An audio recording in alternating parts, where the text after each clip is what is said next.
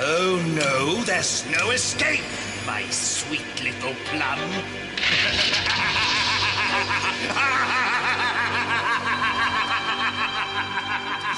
All right, Mike, I think we've seen enough of that. Wow, it's gotta be the strangest thing I've ever seen. I hear that. Just got this in last night. All right, listen up. The students that have been coming up to work the resort on this side of the lake have been disappearing right and left. Local authorities didn't have a clue until our surveillance teams tapped into the winery house right there and taped everything you just saw. What about the cameras and the traps? Probably security. What? We suspect they're using the winery house as a cover, and they're getting anyone who stumbles onto their scheme, whatever that is. Mike. This is Kelly. Kid. Come on, isn't she a little young? She's young. She's one of our best. She'll also be working inside. And remember, no one goes in until we get the signal from her. I want to know more about these traps. Yeah. That's one thing we've got going for us. How's that?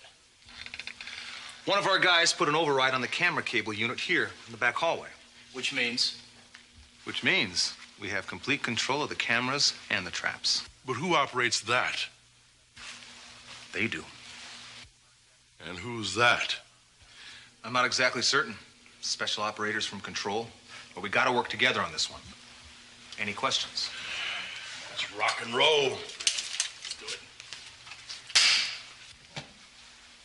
Be careful out there, huh? And you keep your eyes open. We're all depending on you, especially Kelly. She should be there now. I'll switch you over. And good luck.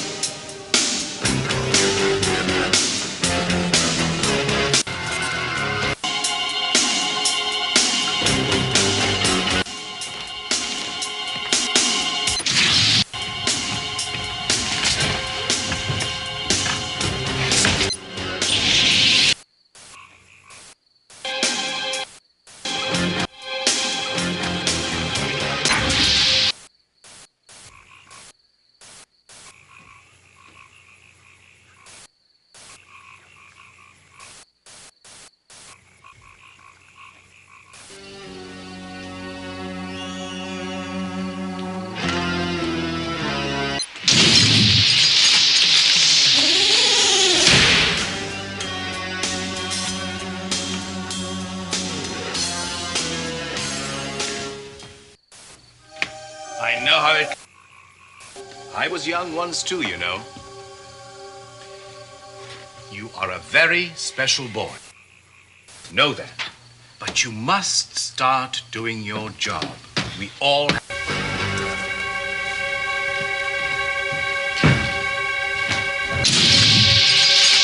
Yeah, I'll dawn on you if you don't get on the ball. I'm sorry.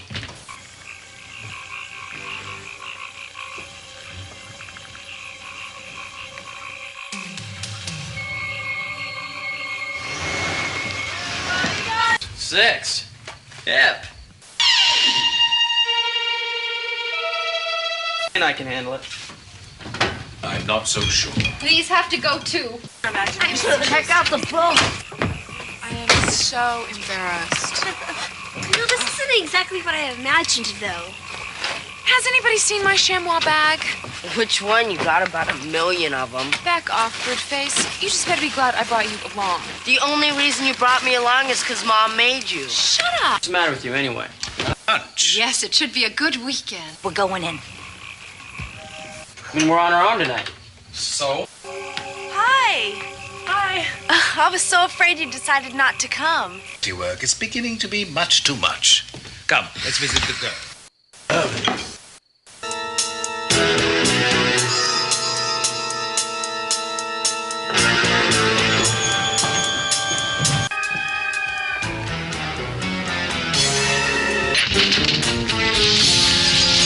Will you close the door? Ashley? Hi.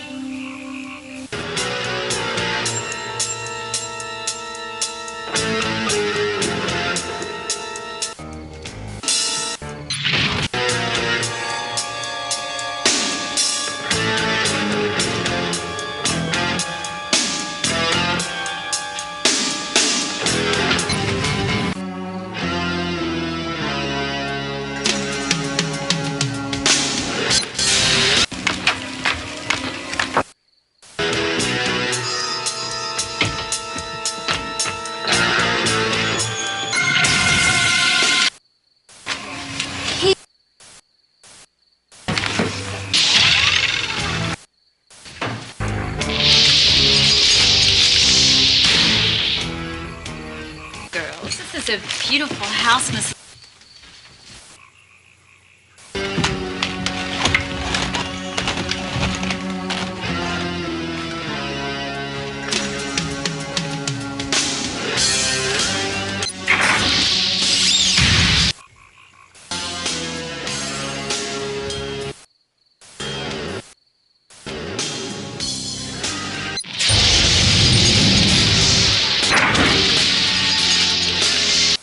Cravings around here. Take care of everything. Oh, Sarah. Victor and I have to make a visit to the Augers tonight. I'm sure everything here. And There? Good night, Doc. good night. Good night. Bye. Bye, girls. Have fun. Curious. What's wrong? Well, there's something about... Woman's intuition again, huh? Oh, Victor, you monster. Come on, let's go. We don't want to upset the Augers.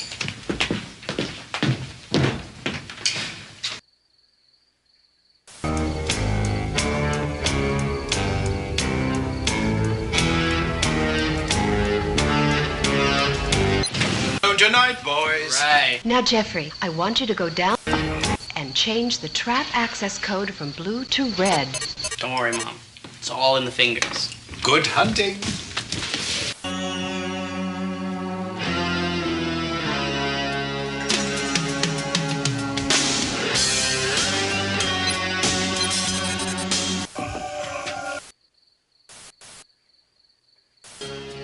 Do you think they can handle it? Of course they can. What?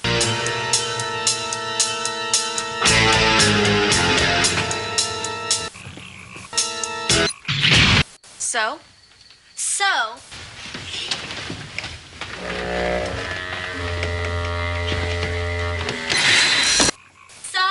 Come on, Sarah. What's the first thing you think of? Party!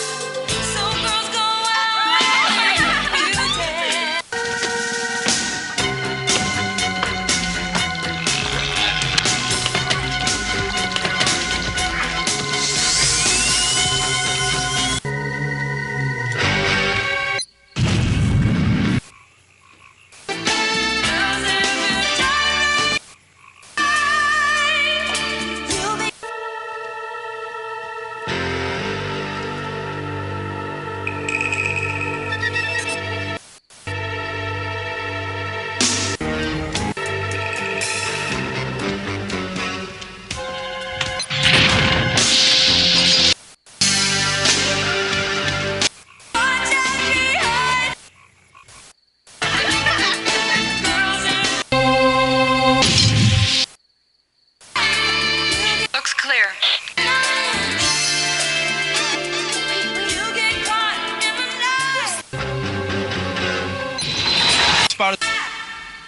This is my cousin, Tony. Mike, go around back and cover position 3.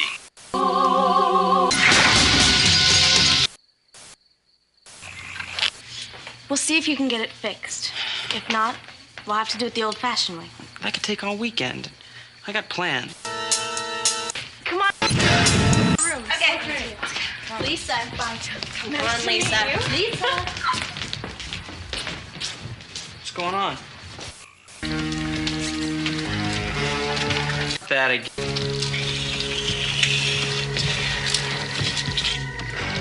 That code. How about green? Sure.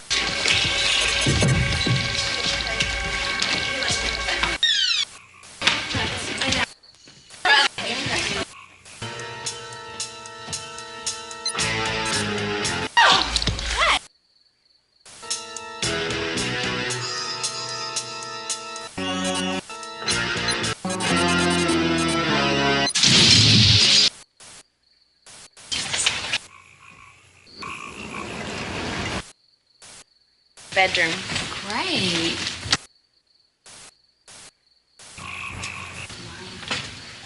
How do you like it?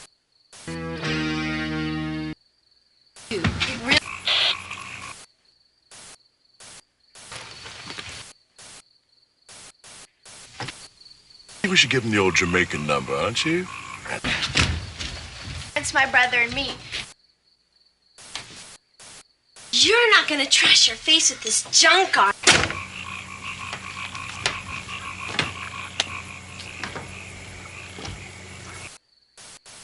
Yes, you can see it in his eyes. And he's wearing sunglasses. I mean, you can tell by his face. And his bod. Yeah.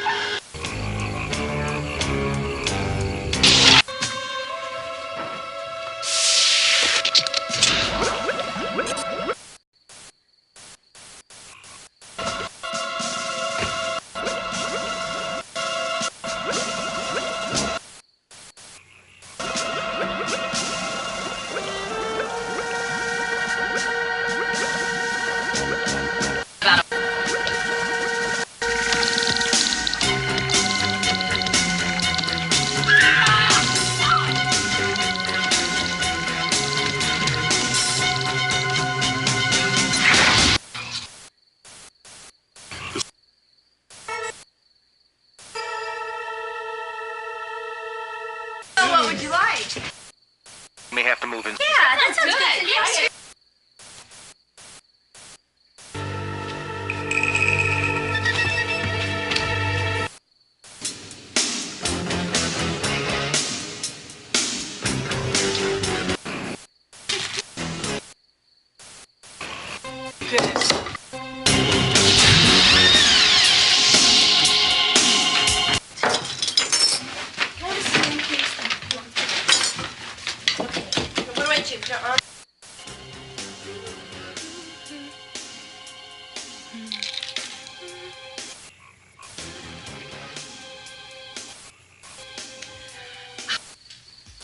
Megan.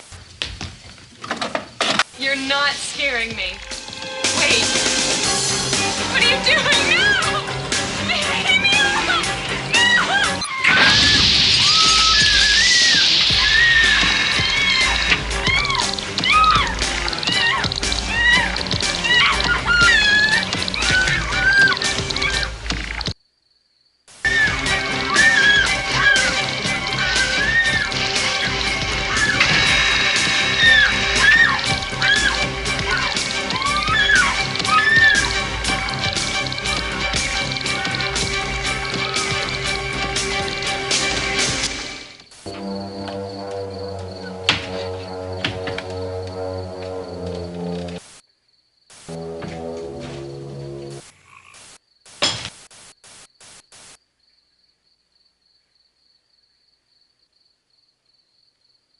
Yeah, Big problems. What? the Augs are here. All right, I'll go downstairs and reset the access code to yellow. Oh, come on. Now what? What was that? I don't know. I guess I was just... Is everybody all right? I think it's a good idea for you to be hanging... That guy is... Augers or Augs. Well, how about you guys? He's just so weird. Yeah. Well, he's not. Let's go down to the control room. Maybe Tony has seen the Augs. Gotcha. I'd feel better if we switched the code again to red. We don't want anyone else to get control. By special laser guns. I made them myself.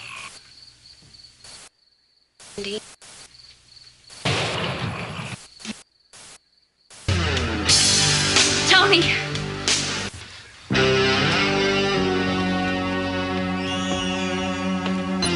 But you're in grave danger. Tony, I don't understand. You'd never understand. Just leave now. Ah! Hold it! You stay. Boys and fast. Did you really? Stupid little toy could protect you? Against us. Us? Family, my kind. You'd never understand. You okay, Ashley? Wait! Don't shoot! It's me! Tony, why are you warning us? You Oh, but that could never be.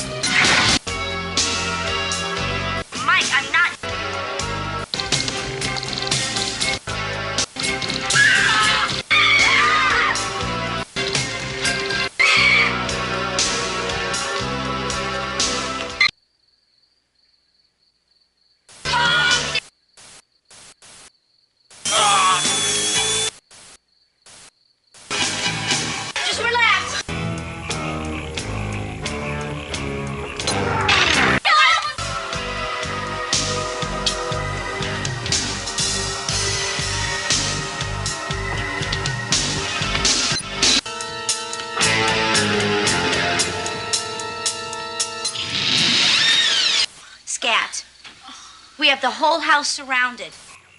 All the traps and surveillance cameras in the house. There's one right there. Can they help us?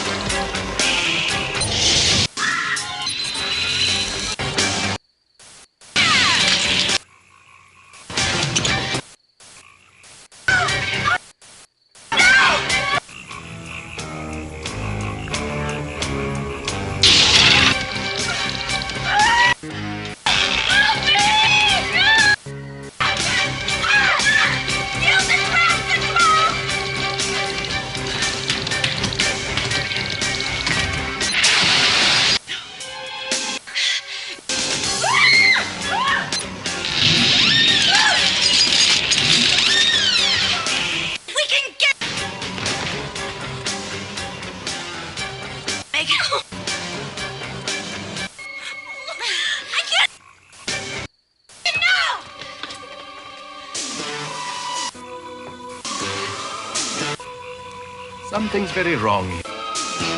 The Augers are here. I'm in the house. Our biggest problem. You're trapped, Control! Sure.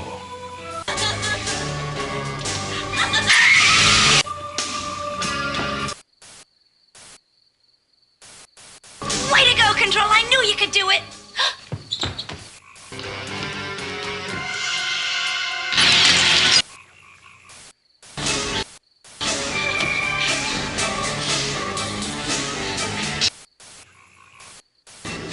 Tony, this is all... She wouldn't listen. Listen to what? What are you talking about? Ashley, I tried to save her from the Augers, but you had to.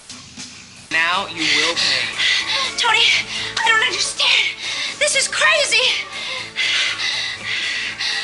Don't be foolish, Kelly. They wouldn't stand in my way. Would you? Repeat, all units. Oh, thanks, Control. That was close.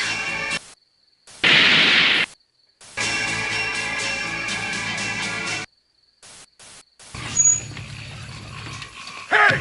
Hold it!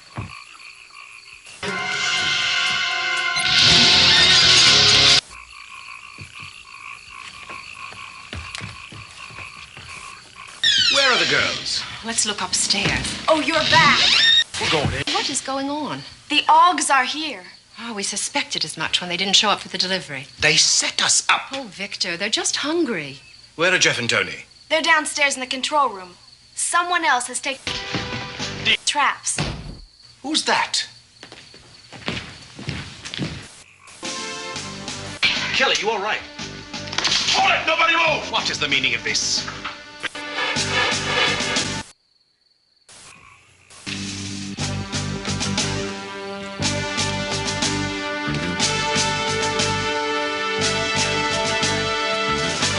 See, folks, because it's not been a good night for me.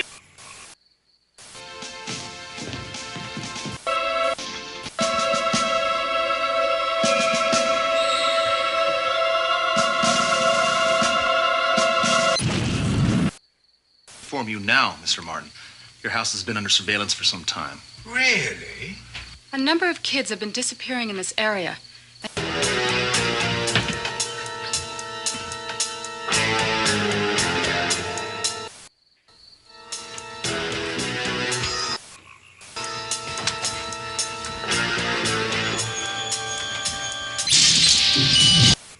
Idea. No, darling.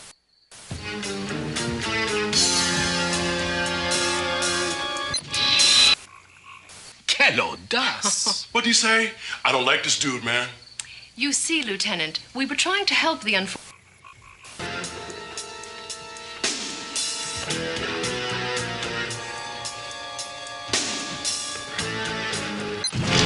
Vampire victim who's been half-bled and left there to die. Poor creatures have just enough blood to survive, but not enough to become vampires.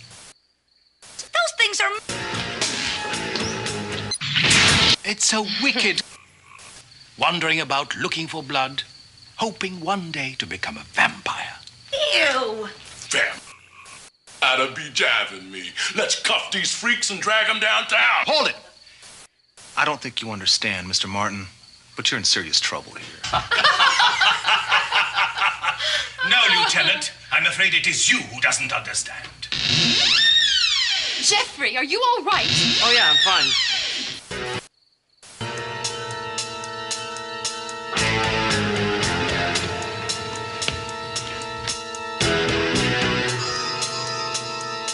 Please.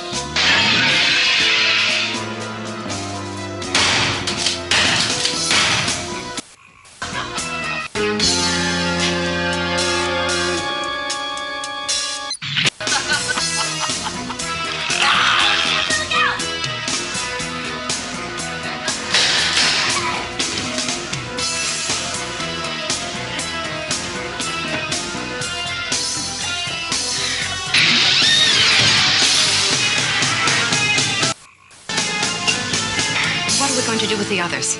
Don't worry about that. Oh, let's go and get that phony. Right.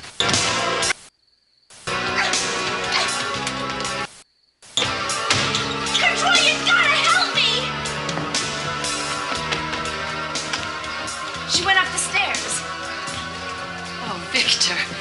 After you, my dear.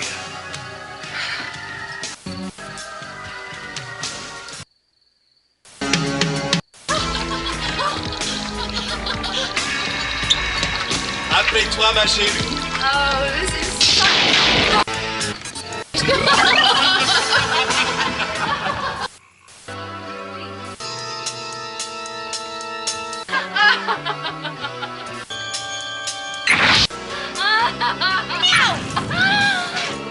A closet trap!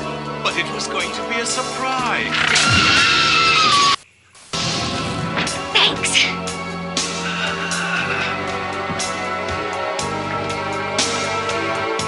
Help me, please, use the traps.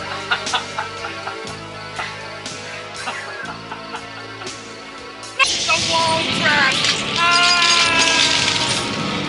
Yeah! You're the only one that can save me. You're all mine now.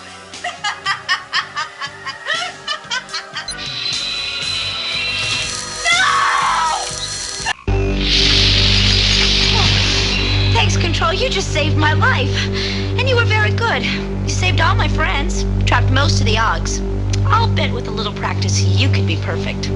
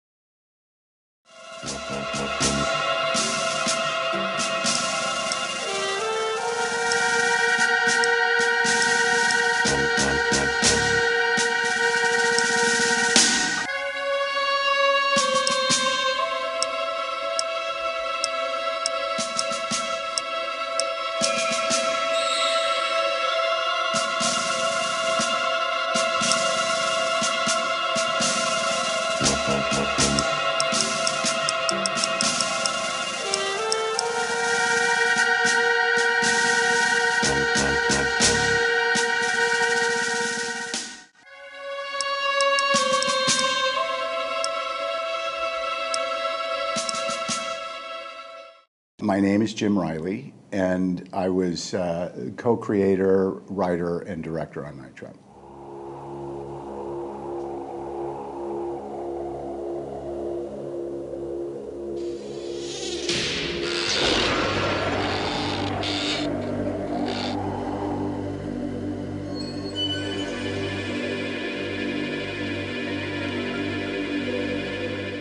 This is mid-'80s. Nintendo is doing very well with their video games, right? Mario Brothers type stuff. Sega is doing pretty well. I was working with Nolan Bushnell on a series of interactive advertising and interactive retailing campaigns. And I got a call from a guy who was actually my neighbor, Rob Fulop, who had developed Demon Attack and a number of Atari games. And he knew of a guy named Tom Zito working at another Nolan Bushnell company that had actually been presented. There was a guy, an engineer, who came in with this wafer that allowed you to attach it to a VCR and be able to interact with the video cartridge as your video source, but you could interact up to 4 choices at any one time. And they were trying to figure out what to do with it. So Rob knew that I had a background in live action interactive and introduced me to Tom. Tom wanted to put together some demos to take to Hasbro. And they said, so this is a relatively inexpensive addition to a VCR, and if we provide this enhancement, we can actually get into the video game business and allow us to compete. That's significant revenue, and now we're in the living room. We all came up with ideas, and my focus was more about these environments where you could go anywhere at any time or feel as if you could move more freely. One of the easiest ways to think of that is surveillance cameras. The first demo we did was Scene of the Crime to kind of test out, play test the idea of being able to move around through surveillance cameras and see how interesting that was.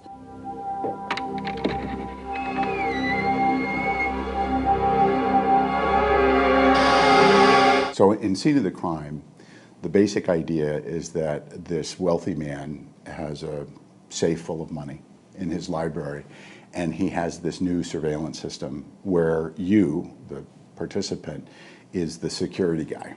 And he tells you to please watch the safe, and if anybody tries to break in, he wants to know about it. Watch them with the cameras.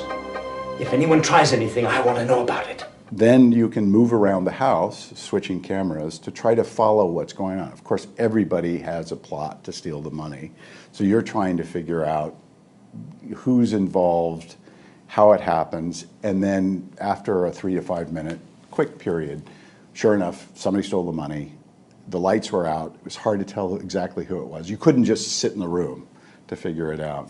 And then he says, okay, who did it? And then you guess.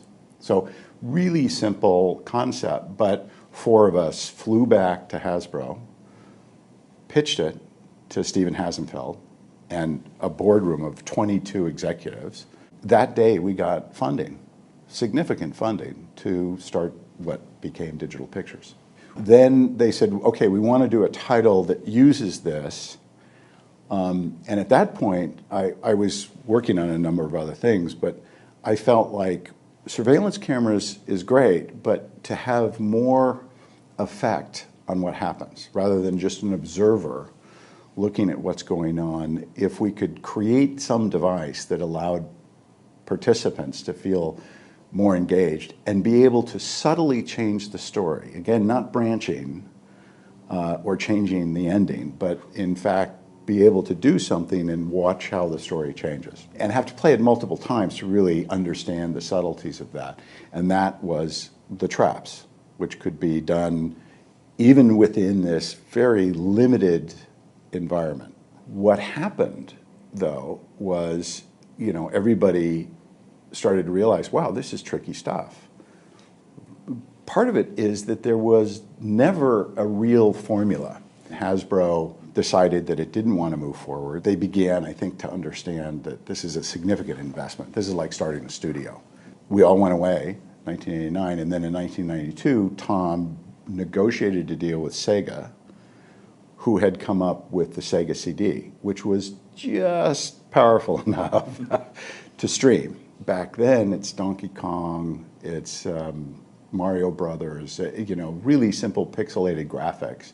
And so all of a sudden, there was this option to play or experience a live-action interactive world that was all photoreal with real people, et cetera. So that I think was the initial excitement. And so when the Sega CD came out, you know, everybody was just hats and horns, and this is fantastic, and look, we can interact with this. And we had a number of really interesting people that were experimenting, is really the best way to say it, with this sort of new platform. Not quite sure what it was. And everything from writers who were, you know, having constructive arguments about interactive narrative, which is very tricky, right? A lot of people will say, we don't want people to look the wrong way or be doing, we want to control their experience. And to give this to novice or non-filmmakers, it goes against everything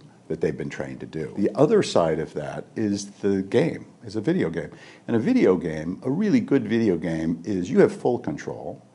You're actually, the world is very believable, full of fascinating characters, and you're motivated to do a number of things to achieve whatever the goal is. But it's a high level of interactivity, right? And that's more important than the believability of your environment, right? So those are the two extremes. Even back then, those were the two extremes. But there was this funny gray area, and nobody quite knew what to make of it. You know, we called it FMV or live action interactive or whatever those things were. We'd bring in a writer, a director, a game designer, a software programmer. There were all these different people sitting around a table speaking completely different languages, having very different sensibilities, trying to find some common ground. The first concept was to take the sort of wealthy guy and, you know, with a safe full of money to the extreme. So it was a billionaire who had, you know, Fort Knox in his house, modern house in Lake Tahoe. He was able to do this with comfort and leave, knowing that he had this next generation security system, which included the latest surveillance cameras and also these traps and gadgets that would allow would allow the 24/7 security team to be able to trap any potential intruders. And so happens one weekend his daughter shows up for a slumber party with all of her teenage friends, and the house is attacked by ninja burglars. And the reason I thought ninjas would be the cool approach would be that they move in the shadows. You start off with this really simple, clean concept that, you know, could be refined and really have an edge to it and a look and stuff, and you end up with this thing that is a combination of bad notes over time. And somehow it went from ninjas focused on getting the money, you know, and the girls being able to, you know, they were sort of not the key, but they were very much caught in the mix, to vampires. There was this thing called reproducible violence. It's the first time I had heard that term, but it turns out to be a very real thing. And Hasbro in particular was very concerned about that. So we went into kind of the supernatural realm with the vampire. And they said, no, we don't want to see, you know, vampires biting the girls. So these were toothless vampires, and they could not move too quickly. So they actually had to be kind of sick. So they had to be toothless, sick vampires. I mean, it just kept getting worse. And the Aug term came because they really needed blood, and the only way they could get it was to auger in with a device like the trocar. That cleared as a non-reproducible violence. I thought that in our effort to homogenize this thing and make it more friendly and less scary, it actually was pretty creepy in terms of these, you know, strange characters walking around with the trocar. In this case, the script writing was so bizarre because you had to do two things. You had to create a world, then you had to navigate within that world. You had technical limits of what you could actually do, but you were cheating that to make it look like you could do anything. So that was a whole thing. And then for the moments, you could write a scene, but the scene had to motivate somebody to go somewhere else. But the script was not 120 pages. The script was like this, right, with a timeline there. And people were going, how do I read this? I mean, you know, it's kind of like, you know, I'm here and what. Because everything was, by the way, time, right? Because you only had that much time for the scene. So blocking was very different. You know, rather than sitting down with the actors and saying, you know, what's the intent here, and, you know, should you walk over here, and, you know, where should you? It was like, okay, we got. You have 24 seconds. So how do we block this where you're going to end up going out that door, but it's got to look natural, right? Yeah. And you got to be out that door in 18 seconds, because in 18 seconds you're going to appear in the hallway. I walked around with a timeline. I think it became sort of a joke, which is, you know, where are we now? And I'd have to take the timeline out, and it had 8 tracks, right? 4 at any one time with stills, and I would be able to figure out. So it was tricky. That we shot days and nights, you know, sets and locations. I was surprised at how quickly everybody got into it. Right? It wasn't difficult for them to go, oh, I get it. Okay, so, you know, I'm going to be here, but I could be over there, and then depending on what happens with the Aug here, I might. And they got into it, and in some cases they adjusted their performance accordingly, which was a wonderful surprise. We didn't have a lot of money to cast name talent and that sort of thing. Dana Plato was someone who we were lucky to get. Well, there's something about Kelly. Woman's intuition again, huh? Oh, Victor, you monster. Come on, let's go. We don't want to upset the Augers. All the Augs were stunt guys with, you know, trash bags taped to them. But when the trap went, they had to be in a position where they were balanced, right? Because when they drop through the floor, they've got to be able to do it. How do you move? You do this. So that became the Aug walk. We had to figure out in the shooting how to be most economical. So we generally shot out each environment. The bedroom was one of the first sets we shot, and the lobby, or the foyer, was one of the last. But most of the continuity, there were so many other issues that continuity like that was the least of anybody's concern. This guy is really wigged out. Trying to create an environment where the cast, and to some degree the DP and the lighting guys, really could participate as if they were making a movie. There were other technical restrictions. They were very nervous about things that were too dark. I mean, the way it was originally envisioned was that it was really cool and edgy. And it turned out to be super bright because they were concerned that if it got too dark, that it would pixelate too much. Because the technology was so new and we were right at the edge. What was interesting is we shot Night Trap on 35 millimeter. In fact, Don Burgess was the DP and went on to do Forrest Gump, and not that Night Trap launched his career. I mean, Don Burgess, this brilliant DP, is having to essentially light the room like everything's got neon lights. And we were all unhappy about that. But at the same time, it's the first time it's being done, right? And there were a lot of people involved, and everybody was making their best guess. The shoot was tricky.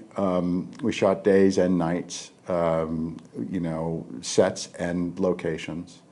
The post was very tricky. I ended up using, I think it was Ediflex at one pass.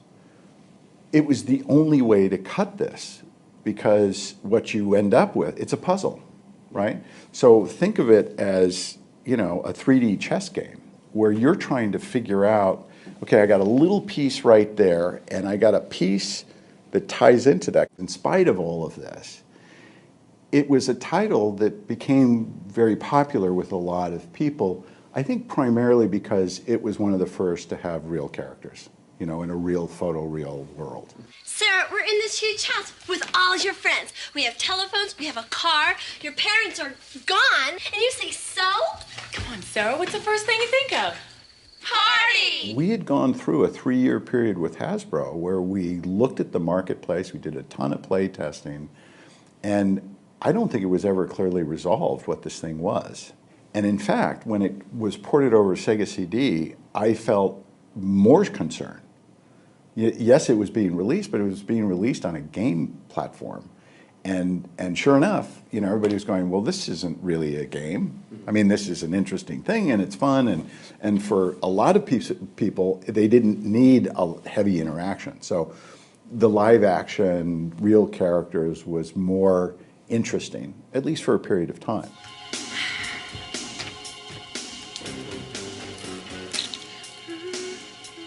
Night Trap goes out, and still a new market. Nobody quite knows what's going on, and I don't think the sales were that great. And then all of a sudden, there's a Senate hearing on violence in video games. And Night Trap is one of the premier, and I'm just thinking, you're kidding.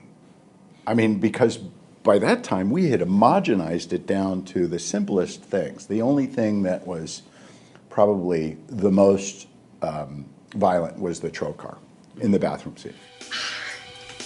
Megan, this isn't gonna work. You're not scaring me. Wait. What are you doing now? If you saw the Senate hearing, what it looked like is somebody had just edited out the most violent things from different games, including Night Trap, and put it together and showed it to these guys who, of course, most likely never played video games, so they didn't really understand the market. But what they thought is, my 8-year-old kid is being trained to kill people. If you talk to the kid, he'd go, what are you talking about? This is like not a big deal. So I think what happened is there were selects that were made, including the trocar scene in the bathroom of Night Trap. They said, not only is this violence, not only are you promoting violence to our kids and somehow subconsciously turning them into, violent criminals, but because it's real, it's actually more scary. up till that time, it was pixelated graphics.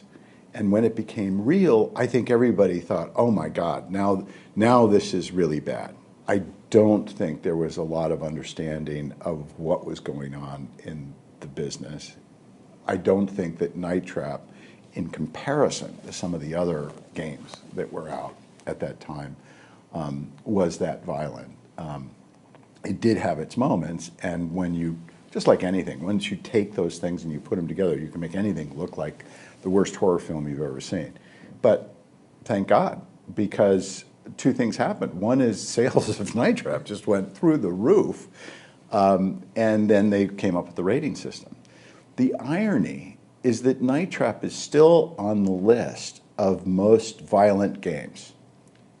You know, and you look at what's out there, I mean, there's no comparison. You know, the shower scene, it's not even a shower scene, but the bathroom scene with the trocar, it looks pretty gruesome when you do the close-up and you see the drill going into the neck, and I get that. At least back then it was, you know, considered to be pretty gruesome. But, you know, for some people, you have to look at the Augers as kind of sad.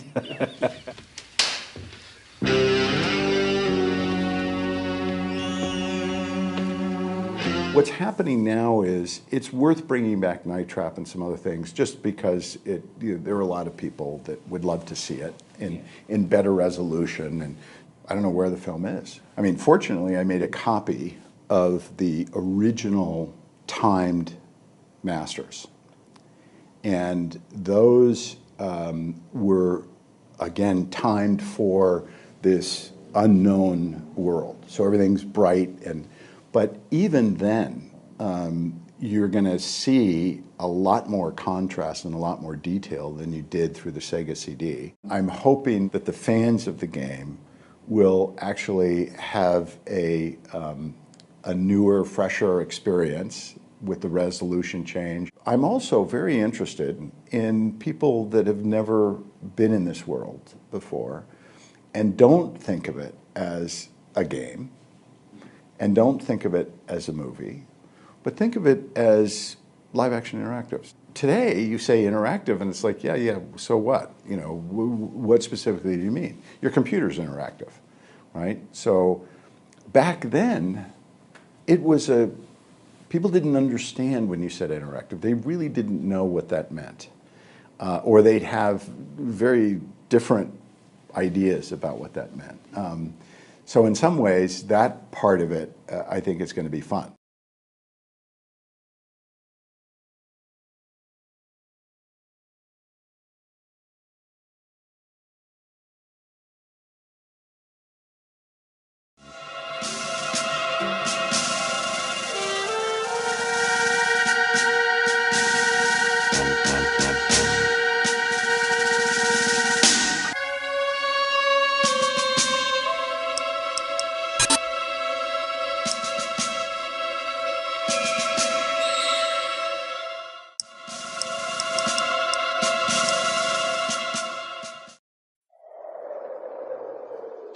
Mark? Right on back here? Yeah. This over here at this point? Yep, it's right there. Okay. Here we go. And action.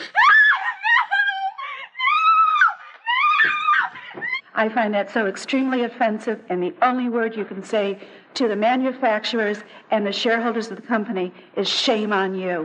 Shame, shame, shame on you. Mark. Hold it right there. Shame on people that produce that trash. It's child abuse, in my judgment. I don't like it at all. Mark.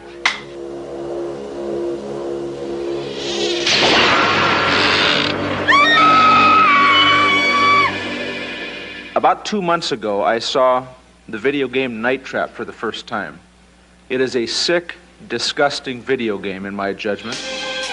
There's the drill. That's the guy with the drill. Yeah, that is the guy with the drill. We mustn't catch him or we don't see the gratuitous violence. It's an effort to trap and kill women. For the first month or so, I would see Tom and I would say, there is the evil man that made Night Trap. And he'd say, there is the evil man that made Night Trap. But it was a joke for a while. Then the joke started getting serious until a friend of my family's called me and said, hey, did you know Captain Kangaroo came on TV today and said that Night Trap was a bad game? The danger arises when the subject of the software is of a violent nature. And that's where it got very serious for me, because I loved Captain Kangaroo. Well, I mean, God, it was on the front page of USA Today, it was on the front page of the Washington Post, it was on the front page of the New York Times. It was so new, it was so revolutionary at the time that it first came out, that it was ideal fodder for somebody who wanted to use it as a political hand grenade. Your bullets can't hurt me. And when we see the new generation of video games, and especially Night Trap and several other examples, in my judgment, they've gone too far. You're the only one that can save me. My son and I, Tyler, who's 11 now, we went to rent a movie. And the gentleman said to me, he says, hey, you know, Dana, they took your game off the market. And I said, what? Why? He said, well, obviously there's a bunch of controversy behind it. And I said, oh, really? And that's how I heard. It's not violent, you know, in any sense. It's not violent, it's not gory, it's not anything like that at all. And the object of the game is to save the girls that go in for the slumber party. Way to go, Control. I knew you could do it. Our state of mind about creating some horrible, frightening thing. So, you're the troublemaker. It was really, how many Augs can we trap in the house? The guy from the New York Times called me and he said, we hear these terrible things are happening. That was like one of the first phone calls I got, that these games are really violent and people, you know, are really up in arms about them. And I was saying, have you seen Night Trap? Oh, they're the Augs, by God. Evil Augs. They are evil. You can just tell by the way they're hopping along. I'm afraid the Augs aren't our biggest problem. The horrible sex and violence scene is in the bathroom. Right here, X marks the spot. This is where Elisa gets it. She is in a nightgown, so I guess this is the scantily clad part. And there's, you know, an Aug in the shower. I mean, it was funny. You could hear people laughing on the set because it is. I don't see why it would be titillating. I had on a spaghetti strap nightgown. It was cute. It was peach. I think it had little flowers here.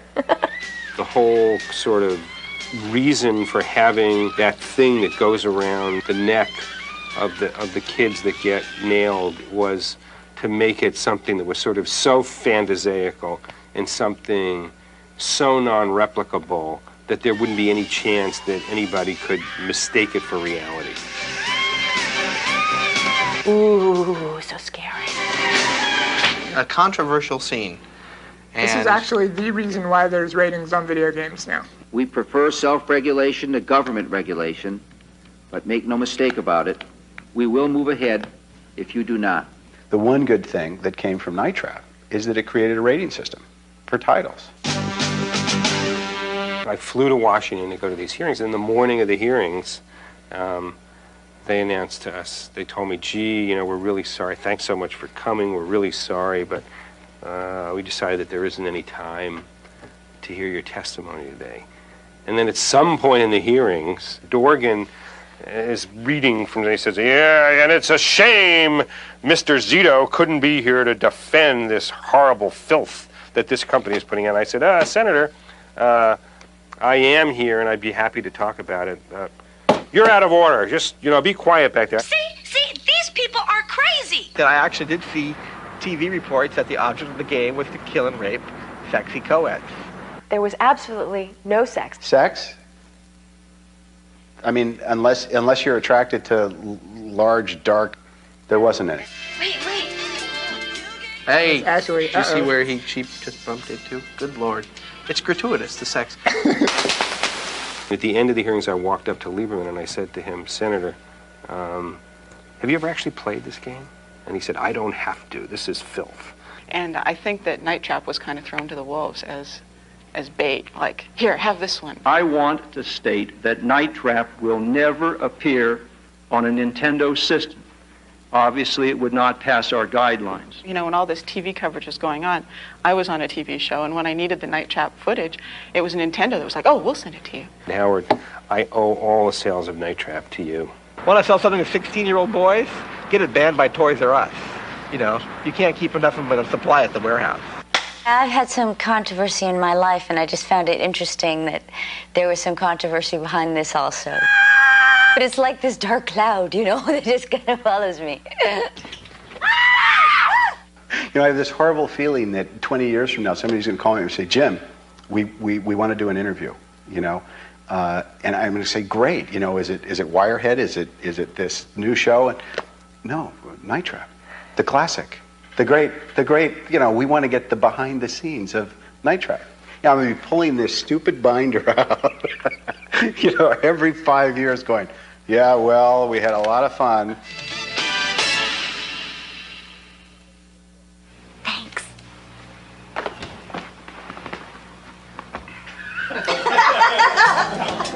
Nice boy. Mark. Mark. Rick, will you tell these guys to stop bugging me?